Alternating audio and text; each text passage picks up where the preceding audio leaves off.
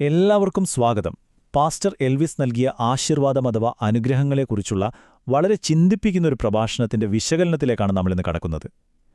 Bible ശരിക്കും അനുഗ്രഹത്തെ എങ്ങനെയാണ് കാണുന്നത്? അതിന്റെ ആഴങ്ങളിലേക്ക് നമുക്കൊന്ന് പോയി നോക്കാം. നമ്മൾ സാധാരണയായി അനുഗ്രഹം എന്ന് കേൾക്കുമ്പോൾ എന്താണ് ചിന്തിക്കാറ്? പണം, സമ്പത്ത്, ജോലി, ഇതൊക്കെയല്ലേ? എന്നാൽ ഈ പ്രഭാഷണം അനുഗ്രഹത്തെ തികച്ചും വ്യത്യസ്തമായാണ് നിർവചിക്കുന്നത്. ഭൗതികമായ കാര്യങ്ങളല്ല, മറിച്ച് വിശ്വാസത്തിലൂടെ ലഭിക്കുന്ന പരിശുദ്ധാത്മാവും സ്വർഗീയ കൃപയുമാണ് യഥാർത്ഥ അനുഗ്രഹം. ലോകത്തിന്റെ സാധാരണ ചിന്താഗതികളിൽ നിന്നും മാറി വലിയൊരു ആത്മീയ സത്യത്തിലേക്കാണ് നമ്മൾ ആദ്യം തന്നെ ശ്രദ്ധ തിരിക്കുന്നത്. ശരി, നമ്മുടെ ഈ പഠനത്തിൽ നമ്മൾ പ്രധാനമായും 5 കാര്യങ്ങളാണ് കവർ ചെയ്യുന്നത്. അനുഗ്രഹത്തിന്റെ യഥാർത്ഥ അർത്ഥം, സമയത്തിന്റെ പ്രാധാന്യം, ഇത് ലഭിക്കാനുള്ള വ്യവസ്ഥകൾ, മറ്റുള്ളവരെ അനുഗ്രഹിക്കേണ്ടതിന്റെ കടമ, പിന്നെ അവസാനമായി നഷ്ടപ്പെട്ട അനുഗ്രഹങ്ങളുടെ പുനരുദ്ധാരണം. നമുക്ക് തുടങ്ങാം, അല്ലേ? ആദ്യത്തെ വിഷയം, അനുഗ്രഹത്തിന്റെ യഥാർത്ഥ അർത്ഥം. ഭൗതിക സമ്പത്തിനും അപ്പുറമുള്ള ചില കാര്യങ്ങളാണിത്. നിത്യജീവിതത്തിലെ നമ്മുടെ ആവശ്യങ്ങൾ പ്രധാനമാണ്, സംശയമില്ല. പക്ഷേ തിരുവെഴുത്തുകൾ പറയുന്ന യഥാർത്ഥ അനുഗ്രഹം അതല്ല. ഈ 2 വശങ്ങളും തമ്മിലുള്ള വ്യത്യാസം നോക്കൂ. ഒരു വശത്ത് പുതിയ വാഹനങ്ങൾ, വിവാഹം, ദീർഘായുസ്സ് തുടങ്ങിയ ഭൗതികമായ കാര്യങ്ങൾ. മറുവശത്തോ പരിശുദ്ധാത്മാവും ക്രിസ്തുവിലൂടെയുള്ള രക്ഷയും പോലെയുള്ള സ്വർഗീയ അനുഗ്രഹങ്ങൾ. ദൈവം തന്റെ സൃഷ്ടികൾക്കെല്ലാം ഭൗതികമായ കാര്യങ്ങൾ നൽകാറുണ്ട്. എന്നാൽ ഈ പറയുന്ന യഥാർത്ഥ സ്വർഗീയ ദാനങ്ങൾ അത് വിശ്വാസത്തിലൂടെ മാത്രം ലഭിക്കുന്നവയാണെന്ന് പ്രഭാഷകൻ അടിവരയിട്ട് പറയുന്നു. അപ്പോസ്തലനായ പൗലോസ് റോമർക്കെഴുതിയ ലേഖനത്തിലെ ഈ വാക്കുകൾ നോക്കൂ: ഞാൻ നിങ്ങളുടെ അടുക്കൽ വരുമ്പോൾ ക്രിസ്തുവിന്റെ അനുഗ്രഹത്തിന്റെ പൂർണ്ണതയോടെ വരും എന്ന് ഞാൻ അറിയുന്നു. ശാരീരികമായ സമ്പത്തുകളെയല്ല, മറിച്ച് ക്രിസ്തുവിൽ അടങ്ങിയിരിക്കുന്ന ആത്മീയമായ പൂർണ്ണതയെയാണ് അദ്ദേഹം തന്റെ ജീവിതത്തിലെ ഏറ്റവും വലിയ അനുഗ്രഹമായി കണ്ടത്. ഇത് വളരെ കൃത്യമായി ഇവിടെ വ്യക്തമാക്കുന്നുണ്ട്. ദൈവം നീതിമാന്മാരുടെ മേലും ദുഷ്ടന്മാരുടെ മേലും ഒരുപോലെ മഴ പെയ്യിക്കുന്നു. ദൈവം എല്ലാവർക്കും ഭൗതികമായ വിഭവങ്ങൾ നൽകുന്നുണ്ട് എന്നതിന്റെ തെളിവാണിത്. എന്നാൽ എഫെസ്യർ 1:3 പറയുന്നതുപോലെ അദൃശ്യമായ ആ സ്വർഗീയ അനുഗ്രഹങ്ങൾ അന്വേഷിക്കുന്നതിലായിരിക്കണം നമ്മൾ കൂടുതൽ ശ്രദ്ധിക്കേണ്ടത് എന്ന് ഈ പ്രഭാഷണം നമ്മെ ഓർമ്മിപ്പിക്കുന്നു. ഈ രണ്ടാമത്തെ ഭാഗത്തേക്ക് വരാം. സമയത്തിന്റെ പ്രാധാന്യം. ഒരിക്കലും നഷ്ടപ്പെടുത്താൻ പാടില്ലാത്ത ഒരവസരമാണിത്.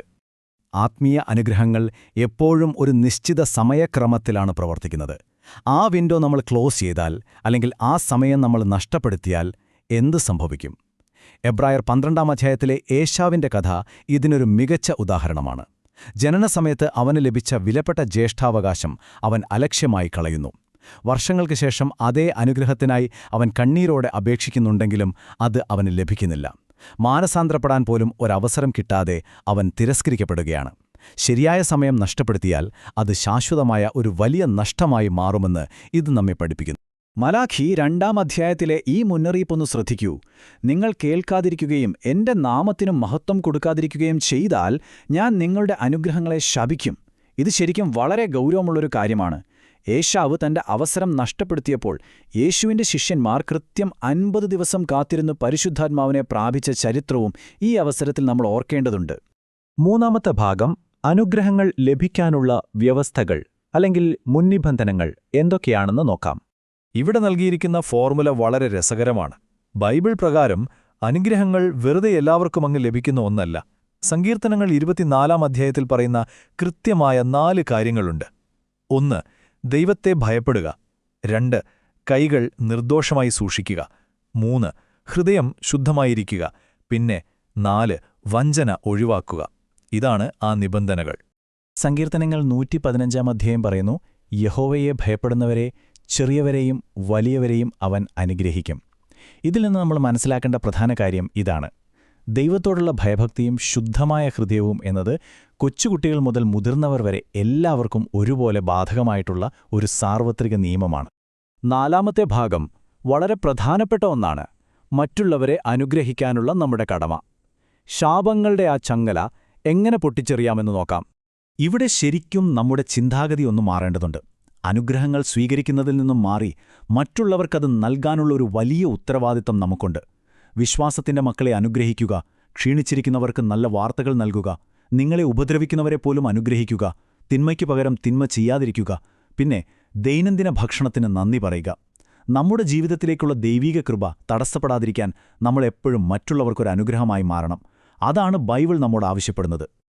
സദൃശവാക്യങ്ങൾ 25 അധ്യായത്തിൽ വളരെ മനോഹരമായൊരു വാക്യമുണ്ട്.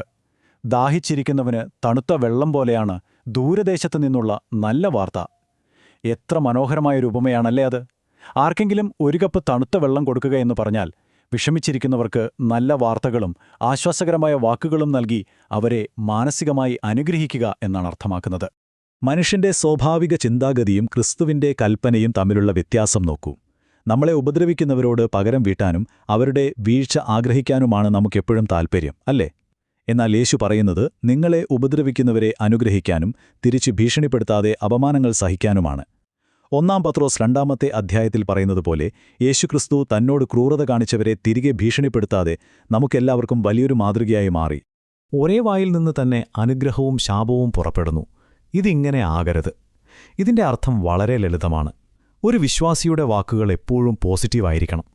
എന്നാൽ മാത്രമേ നമ്മളിലേക്കുള്ള ദൈവികാനുഗ്രഹങ്ങളുടെ ആ ഒഴുക്ക് യാതൊരു തടസ്സവുമില്ലാതെ തുടരുകയുള്ളൂ. ഇനി നമ്മുടെ അവസാനത്തെ ഭാഗത്തേക്ക് വരാം. 5ാമത്തെ വിഷയം നഷ്ടപ്പെട്ട അനുഗ്രഹങ്ങളുടെ പുനരുദ്ധാരണം അഥവാ വീണ്ടും സൃഷ്ടിക്കുന്ന ദൈവം. ഈ പ്രഭാഷണത്തിലെ ഏറ്റവും ആശ്വാസകരമായ ആശയത്തിലേക്കാണ് നമ്മൾ വരുന്നത്. നിങ്ങളോടൊരു ചോദ്യം ചോദിക്കട്ടെ. മോഷ്ടിക്കപ്പെട്ടതോ അല്ലെങ്കിൽ നശിപ്പിക്കപ്പെട്ടതോ ആയ ഒരു അനുഗ്രഹം എപ്പോഴെങ്കിലും പൂർണ്ണമായി തിരികെ ലഭിക്കുമെന്ന് നിങ്ങൾ കരുതുന്നുണ്ടോ? ജീവിതത്തിൽ വലിയ നഷ്ടങ്ങളും വഞ്ചനകളും നേരിടാത്തവരായി ആരുമില്ലല്ലോ.